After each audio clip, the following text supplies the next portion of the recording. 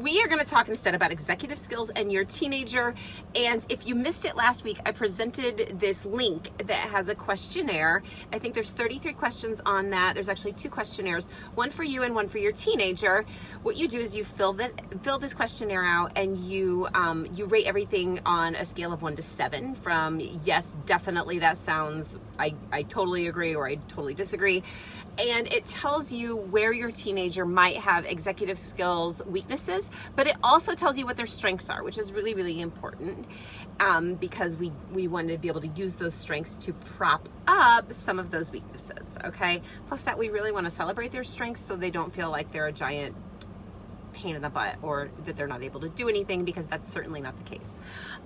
What I'm going to do today is I'm going to use my little sticky notes, and I'm going to explain to you what to do when you start to learn about these executive skills strengths, but also their weaknesses, and how we should proceed. Okay, so the first thing is that you don't want to ever assume that your teenager has these skills and that they're just being lazy. I know that seems like a really easy thing to do, because teenagers are like, I don't want to, or kind of apathetic about things, or they're tired because that's just the way their metabolism is and how their brains function. So we don't want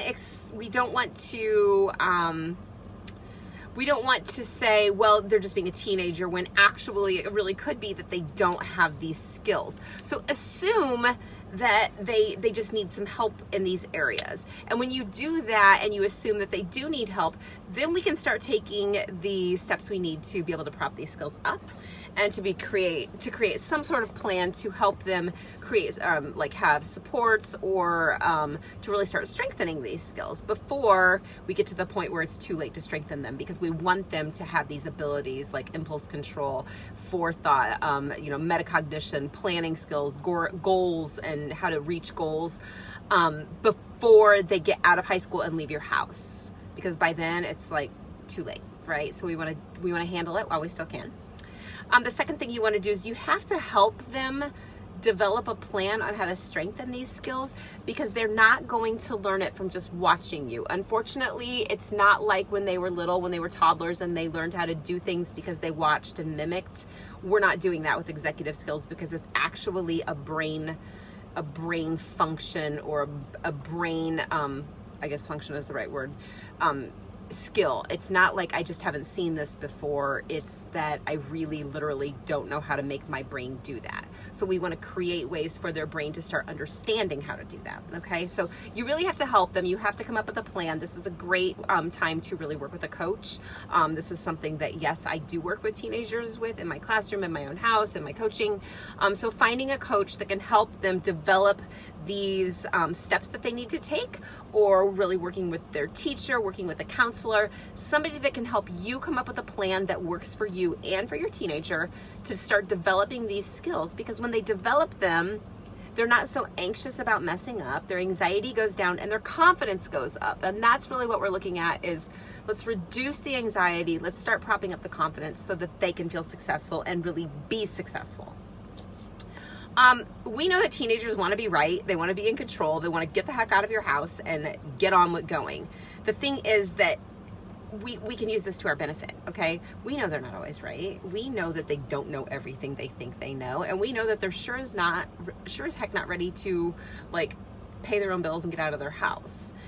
We need to use that to our advantage and say, you know what, I know that you want to do this and you want to be right, so let's learn how to do it so that when it's time, you can do that. Because if we release them into the wild before they've developed these skills, we're setting them up for failure, and that's not fair to them, and it's scary for us. So we want to be right there, ready to help them build these skills, and really saying, hey, you know what, you're right, you do know how to do this, we just have to learn some techniques. You know it's important, now let's learn how to pull it off. Okay. The fourth thing that you want to learn is you want to keep them in the game. Okay. This is really a process of learning. It's not just say, I'm going to show you how to do this, now get busy. This is keeping them in the game so that over the course of time and the long haul, they have developed these skills. They've developed what they need to be independent. Because if we don't keep them in the game and we say, now go get it, they're going to fail. And when you do that, you're setting themselves up for failure that is going to set set them backward because they don't know, they really don't have that skill set or the brain mechanisms they need to to be able to build these executive skills themselves. All right. The fifth thing. So we want to move from external rewards to internal rewards. We don't want to have to constantly be motivating them to clean their bedroom and create an agenda and to follow through and to use impulse control and to think outside of their bubble. Okay, you're not going to be there when they go to college to say, you know what, drinking that much is really stupid. Right? I mean, you could, but they're going to hate you for it. Okay, you want to say, let's develop a plan on how to deal with these things. We want to find a way to say, you know what, your research paper is due next week. Have you started it? We want them to be able to monitor this themselves. We have to be able to say, hey, you've got this. What needs to happen? And then give them the tools they need to be able to follow through. Number 6. Assist them without alienating them or annoying them. They're annoyed anyway. I mean, they're annoyed at our very existence because we're always riding their butts, right? This is a great way for us to be able to step back and say, you know what? I know you don't like it, that I have to ride your butt about your room always being clean, or that there's wet towels on your floor, or that you forgot to turn in your homework again. We want to really be able to assist them and prop them up. And one way that we can do that is praise them for what they're doing well.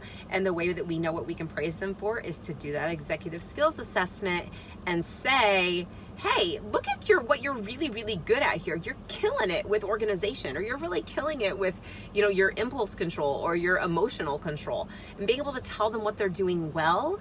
And when we see them doing things that they normally have a weakness in, we can say, oh my gosh, that was really great. Like, you really were using those skills we've been talking about. Congratulations, you're learning. So we want to be able to assist them without making them say, just leave me alone. I don't care anymore. Okay.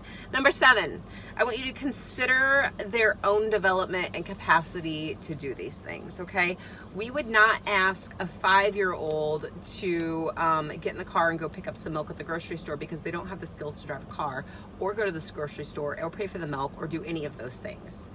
Don't ask your teenager to do something that they are not capable of doing. They are not capable of doing their own taxes, living in their own house, and moving out at 15 years old. Or most of them are not. So don't expect that from them. Okay, that sets them up for failure as well. Remember, we don't like to admit that our kids have shortcomings, but sometimes they do. And that's not your fault. It's not their fault. It just is. For example, my 14-year-old had 2 pretty bad concussions when he was little. He's fine. He's a smart kid, really, really smart kid, but he definitely has a couple executive skills weaknesses that could have potentially been caused by head trauma. So if your kid's ever been riding their bike and conked their noggin on the ground, or if they happen to get kicked while they walk behind a swing and hit their head on the concrete like mine did, or if they happen to be playing a sport and hit their head too hard, there's a chance that those executive skills weaknesses could set in from that trauma. But it can also set in from emotional trauma, like from anxiety, like from divorce, death, moving. There's so many different things that can cause weird trauma in different ways that they can cause executive skills lags. It's not your fault. It's not their fault. It's just a thing. So don't expect them to do things that their brain can't do until you've given them the support they need to be able to create those habits and create that change. Okay. Find someone who can help you. Call a coach, talk to your teacher, talk to your school guidance counselor, and find a way to say, let them talk to your kid, and then you don't have to be the person that's always chasing them down. You with me? All right, let's keep going. Number 8, provide only enough support for success. I talked last week about helicopter parenting. You don't need to do it for them, because when you do, they're not learning to do it themselves. You don't need to follow them around and say, okay, what's the next step? Okay, what's the next step? Okay, what's the next step? You need to give them just enough for them to be successful, then step back and let them try it and hopefully succeed, but possibly fail. And then if they succeed, you praise them. If they fail, we reevaluate. We say, okay, what didn't work? What do we need to change to make this work for you? All right. Number 9, keep supporting them until they have it mastered. Don't just say, awesome, you did it, you're done, you've done it. That's good, you're good to go now. Because changing your brain takes time. You don't just change a habit. You don't just develop a skill. Okay, if I said, hey, can you weld these two pieces of metal together, and you kind of sloppily welded it together once and maybe 5 minutes later it falls apart, but you did it? Do I say, awesome, now go over there and do those I-beams and build me a building? No, we would never do that. So let's not do it when we're talking about executive skills with our teenagers either. They need that support until they've developed mastery. Then, number 10, the last thing I want to tell you today is, even though they've developed mastery and they've got it, don't pull the rug out from underneath them. Don't just say, oops, good, you're done.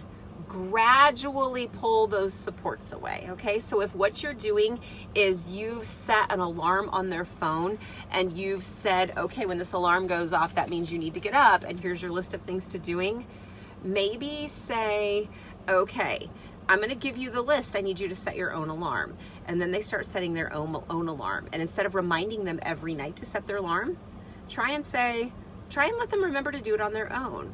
Or try and take back one. Imagine that you're propping something up with a whole bunch of sticks, and you take one stick at a time away. Okay? You not take the whole thing, because that causes too much shaking.